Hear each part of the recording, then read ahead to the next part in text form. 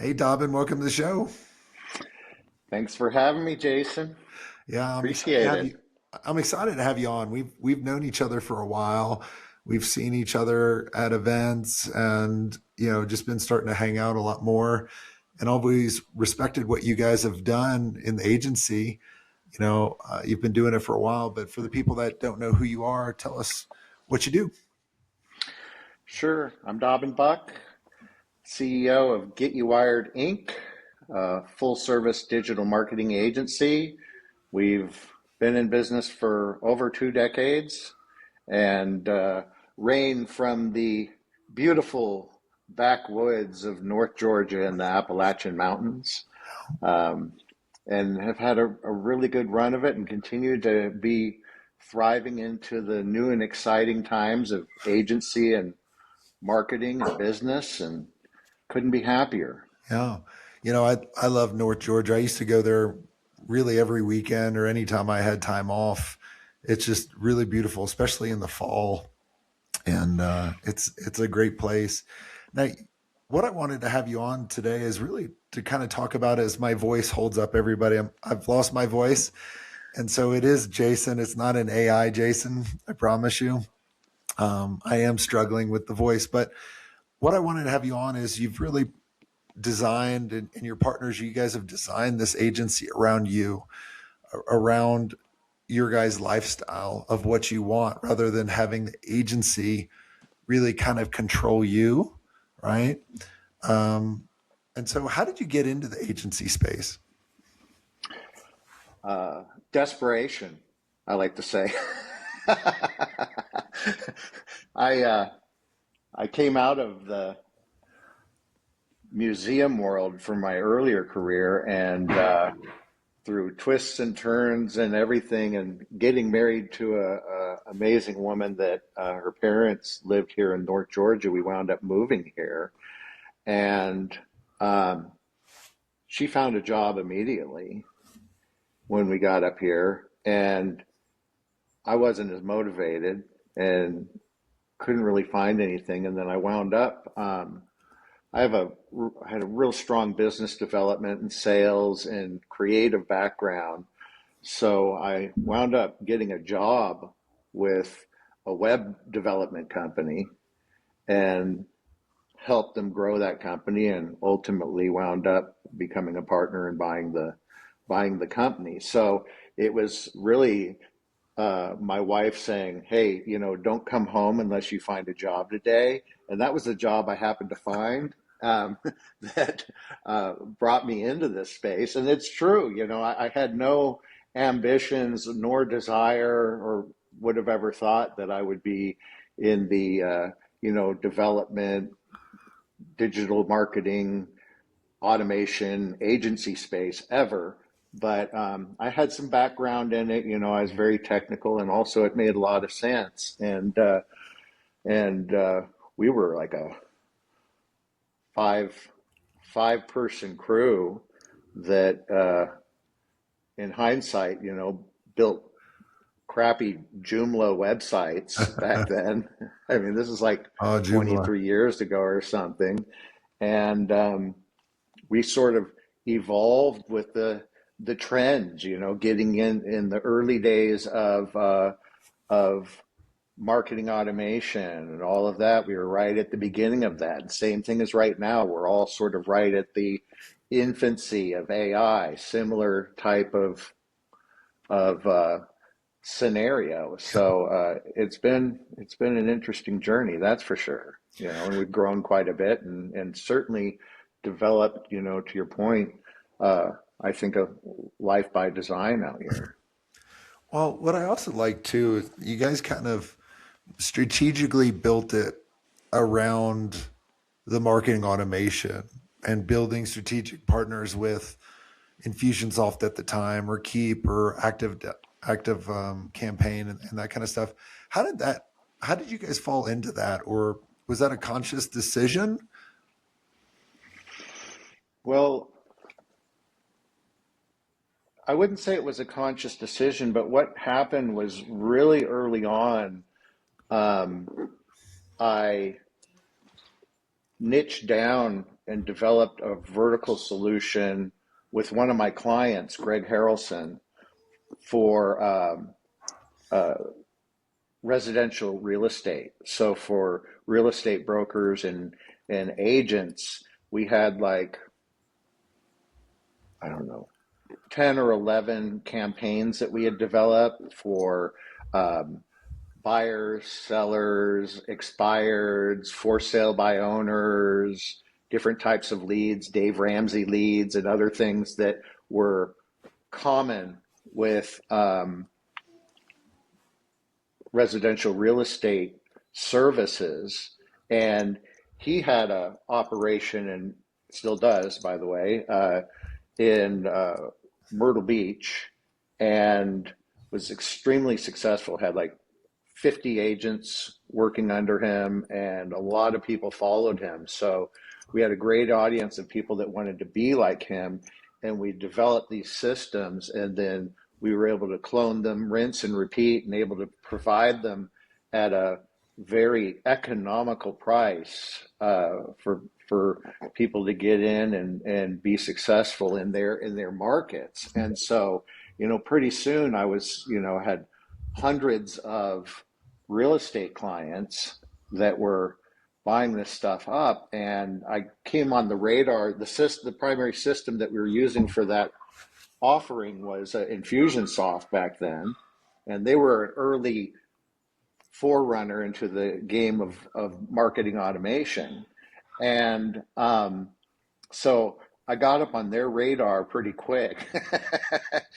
And they're like, hey, can you do this for, other verticals? And then I started winning, trips to Hawaii and, all the sales awards, top reseller in the world for that software company.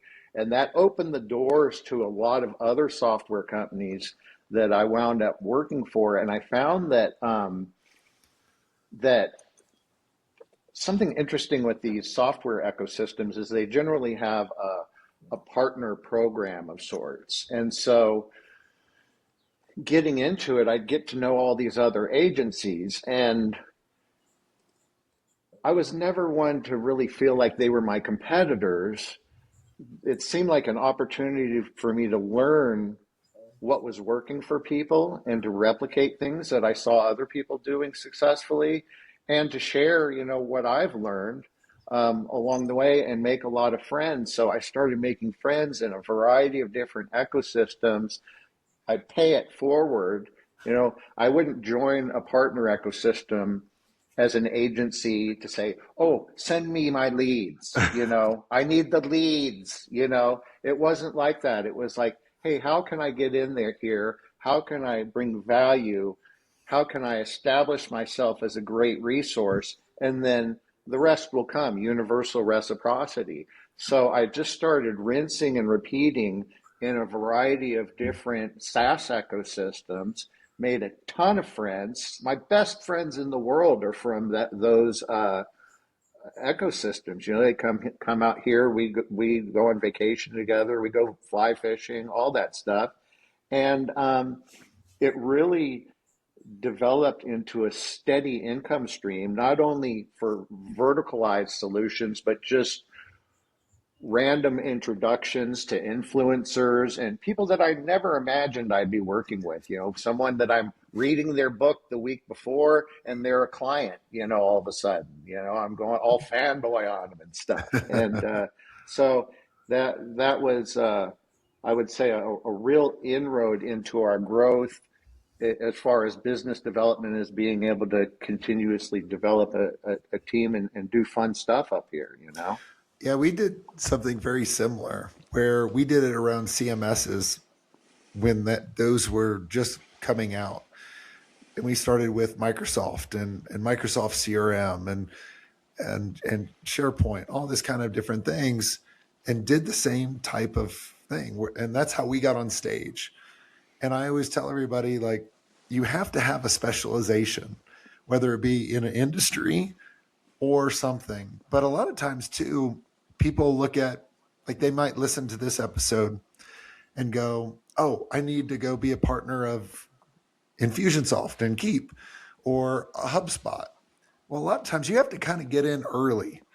If you get in kind of later on, they're just going to treat you as a number and you haven't really established that relationship. And like I got an email the other day. I get these about 100 times a day. And it says this: Jason, I really love what you've done in the agency space. I love that interview you did with Dobbin Buck. It really resonated with me. And I want to help you out by you sending me business. And I'm like, okay. Like I get those like asks, like they're trying to rob the bank almost. And I literally respond going, I literally have a template for this because I get it so much. I go, I get 100 of these every day. If you really want to build a strategic relationship with me, you show it first. And if you show it first and you help me out, I'll be your best friend. I'll help you out. But I'm not going to start off the other way. Check this out. So I need to do this again, but for a couple of years, I was getting hammered by salespeople. Those types, you know, people that want me to hire through them, lead generation, Oh the my whole gosh. gambit. And so I had one of my team members respond to all of these. And ultimately, if they made a $500 donation to my nonprofit, um, veteransflyfishing.org, that I'm involved in, if they made a $500 donation, they could get a 30-minute meeting with me. So if it's not worth 500 bucks to talk to me for 30 minutes, then we probably have nothing to talk about. I Yeah. mean, what's 500 bucks? I mean, what is the acquisition for an appointment with someone like me that can actually do something? The cost per acquisition is over 500 bucks. I guarantee that. So just give it to my charity, and we can have a meeting. And so I started doing that and generating some revenue for our Brilliant. nonprofit. Yeah, well, it's just when you start getting a little bit recognized in whatever industry you're in, there's a lot of people that they're like, well, I'll send you 10%. I'm like, guys, I'm at a point in the stage where I don't care about that. Like, I probably never did care about your 10% referral fee or whatever it is. I'd rather it just be a great relationship. That's how we had it with Microsoft and a lot of these other companies when, they were smaller. We were like, hey, check out all the cool stuff that we were able to do with the technology and the framework that you built. And look what we did for LegalZoom. Look what we did for Hitachi. And they were like, oh man, that's awesome. And then guess what happened? They started referring us AT&T and T and all these big companies, and we were off to the races. But it Yeah. took me so long to realize that. But I do have you'll appreciate this story. One of my first websites that I did, since you said museum, uh, one of my first websites were probably within the first 10 because I started my business by accident, designing websites for all kinds of different people. And then one of my best friends got a DUI because he's an idiot. And his community service, they go, what are your talents? What can you do? He just thought of me for some odd reason. He's like, I can design websites. So I literally have never got a DUI, but I did community service doing a DUI for him for a museum website in Atlanta. Oh, wow. uh, Crazy. What museum was that? Do you remember? oh, I can't remember. There's a lot of them. There was a lot of them. Yeah, it was a weird museum. Yeah, so I forgot. I wanted to tell you that at the very beginning when you were telling, but that's how our brains work, right? Yeah. Yeah. Um, how have you built the agency around your guys' lifestyle? Like you guys have, and you're always so calm and mellow. People think you're on drugs, which you're not, and you don't do, right? They're like, how is this dude so calm in the middle of all this chaos? So how do you do it? Well, I think one thing that's pretty cool is that we're headquartered in a tourist destination, which is really beautiful, Dahlonega, Georgia. We're in the foothills of the Appalachian Mountains. We have like 12 wineries around here, 30 waterfalls, the Appalachian Trail, like just all sorts of natural beauty, fly fishing, hunting, etc. And so I think operating out of a place that has nature, at least for me, uh, brings a lot of peace with it, you know. I mean, and I get out into nature. I'm outside every day and I'm doing things, but I think that the setting of how we work and also the setting of how I'm set up in my house, you know, it doesn't feel like a cubicle or an office space. I'm in a big open room right now, and you know the river's right over here, and it's pretty relaxed to where I can get on a call, you know, like this, and just really enjoy myself. So I think setting is important. The other thing is like culturally developing a culture that is designed to support and uplift people and to motivate people. Um, with you know John Maxwell talks frequently of, you know, of failing forward and taking that methodology to where, hey, when we run into challenges, if we've had a shortcoming, if we had a failure, that could be more valuable than a success, because a success, you're just rinse and repeating successes. You may be learning a little bit, but where we really learn is when we've fallen short, things have gone sideways, and how we've navigated that. So as a team, when we see someone struggling or when someone's had a shortcoming or they have, you know, burnt some hours going around in a cycle of not being able to figure something out, locking arms, my wife likes to say, she's our COO of the company, and really working with the team and saying, oh, this was a great learning experience rather than you screwed up, over and over again on a daily, weekly, monthly, quarterly, annual cadence. This is just repeated, rinsed and repeated and ingrained into the culture. It eliminates some of that intensity and stress that comes in this high speed business that we're operating in, first of all.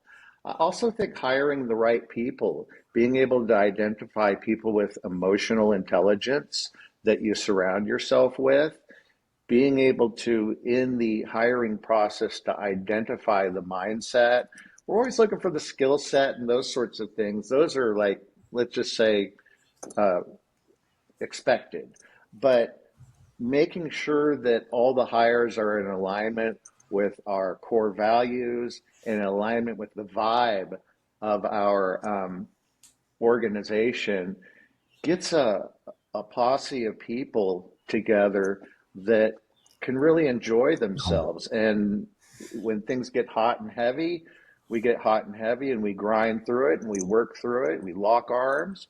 And when things are smooth sailing, we're enjoying that together as well. But it's that's been interesting. So within the culture of the business, trying not to bring this intensity, and then beyond that is really on more of a personal level for people. You know, what are you doing on a daily basis Mm. to find stillness and peace and satisfaction in your life? And I shouldn't even say I work at it, because I don't, you know, I enjoy that process and Mhm. take it very seriously. You know, I think there's two other things that I see in you all and the other people that don't really stress so much. I think it's really two things. I think they don't really care who gets the credit. They don't care about status, right? And they live well below their means, right? There was an agency that I was helping out not too long ago, two partners. One lives right at the max, right? Like it's literally paycheck to paycheck. And you look at what they make and you're like, how is that possible?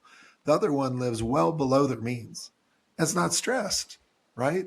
I think the biggest stress for agencies is around money.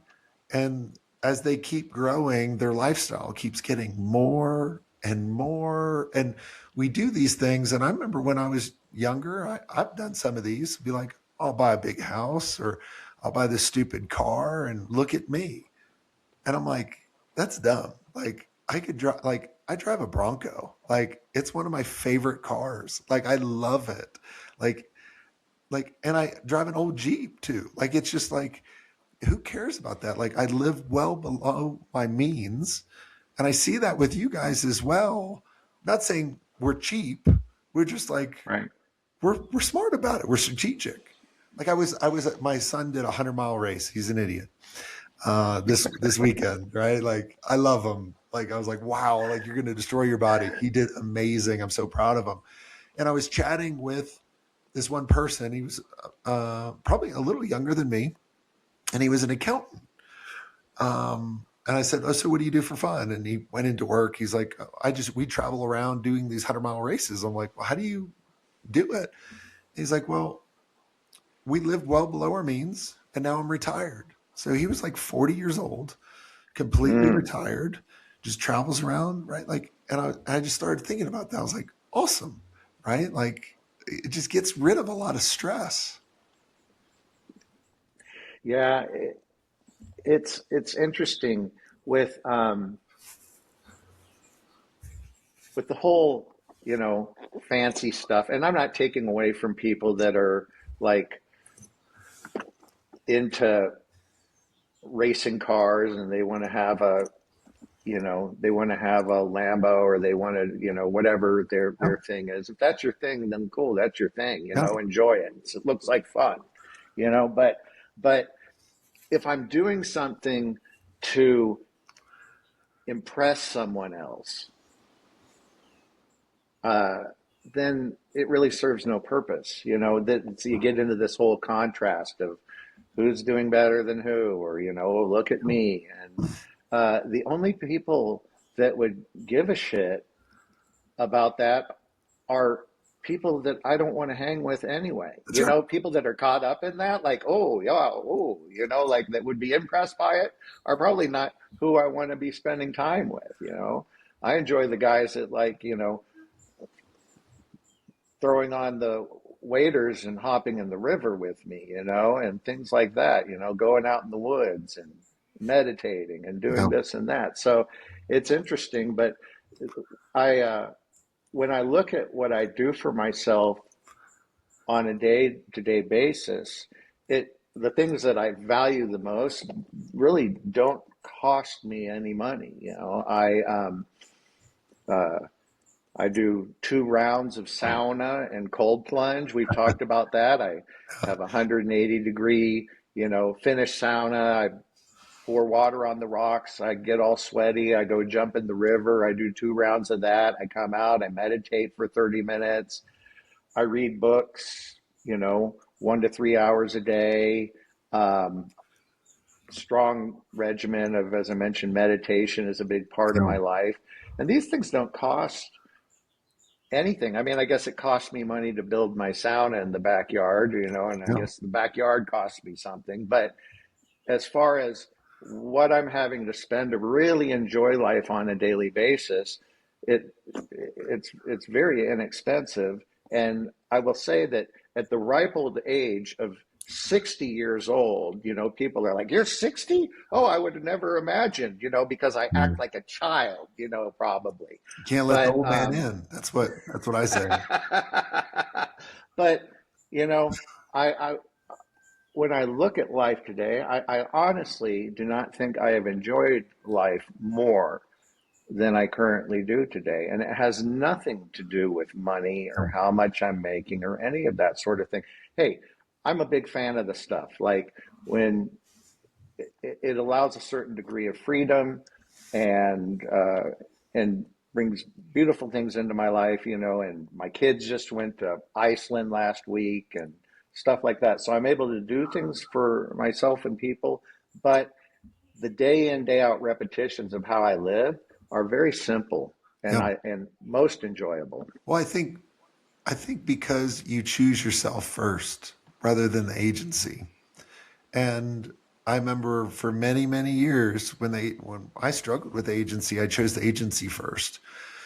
And I let myself structure, and I always thought, well, when I get to sell the business one day, then I'll take care of myself. And, like when I go do Epic Fridays with my buddy, we're always talking about, like, wow, how lucky are we to get out to go do this while we can, rather than most people, because my buddy knows a bunch of billionaires. I don't know any billionaires that I know of.